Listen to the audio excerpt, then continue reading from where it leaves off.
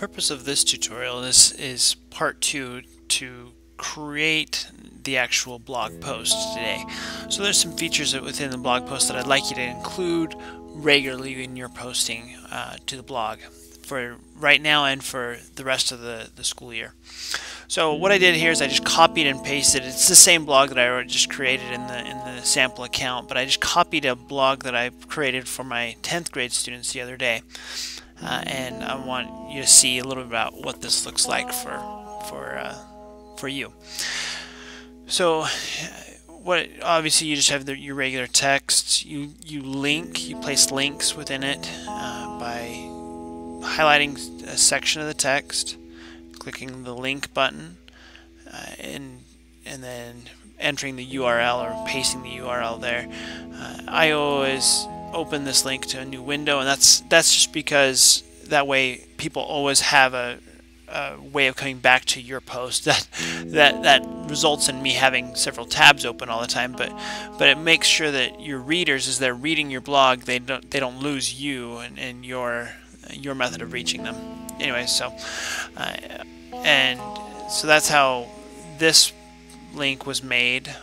In fact, I'll remove that. No, I'll just leave that one there.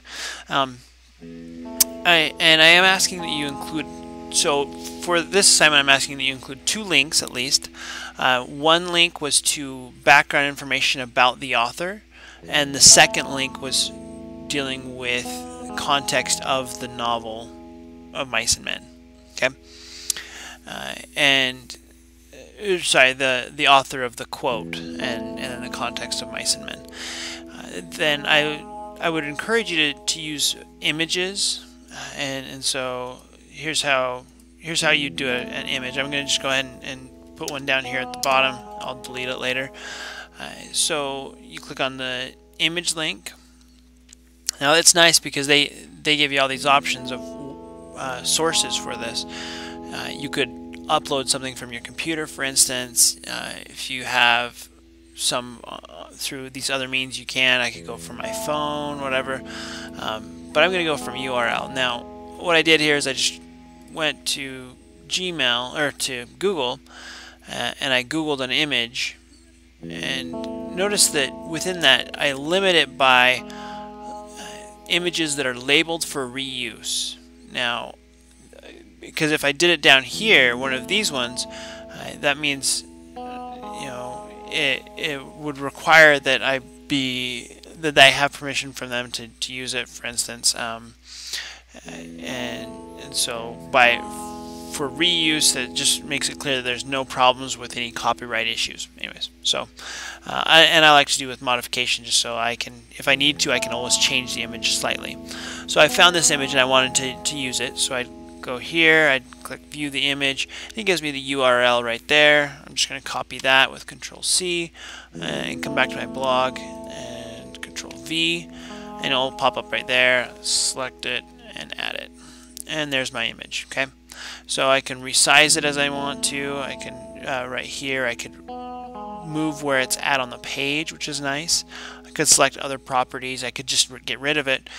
But for right now, I want to add a caption, so I'm going to click on it, and this toolbar will sometimes pop up below or above, depending on where it's at on the page. So I'm going to add a caption, and I'm just going to say, "This is the annoying test screen." Okay, and there I have my caption. The reason I point out the caption is it's actually proven that when people look at a blog, one of the first things that they do is they read the captions of the pictures before they actually read any of the other writing. And so that's useful to know. Okay, so we've talked about the links, we've talked about the pictures and the captions. Next thing I want to talk about is just some of, well, the labels, basically. And so under label, this is just a way of creating links or searchable tags for your blog. Way for it to get found a little bit more, broadens your audience. So for instance, I might write, for this particular one, I might write hashtag Bradbury, just because he's the author.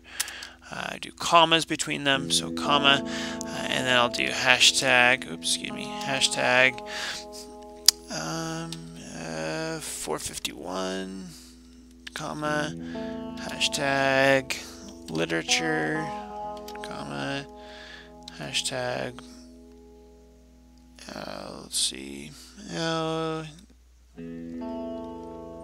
American lit, and maybe I'd just do another one, hashtag 10th grade.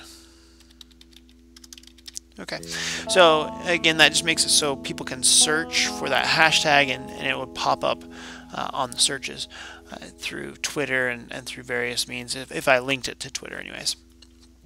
So that's just a couple things that help make it discoverable for other people. Okay, and then I believe that's pretty much it. You can format the pictures where you want and all that. I'll get more into this later, but you can actually embed videos and PowerPoint presentations or any presentation into the blog directly through using Blogger. They give it each HTML, and I'll show you how that works later on. Many of you probably understand that already. So beyond that, it's basically like a traditional word processing program, and I just write and go from there. If there are questions, feel free to contact me. Other than that, there's your tutorial. Thank you.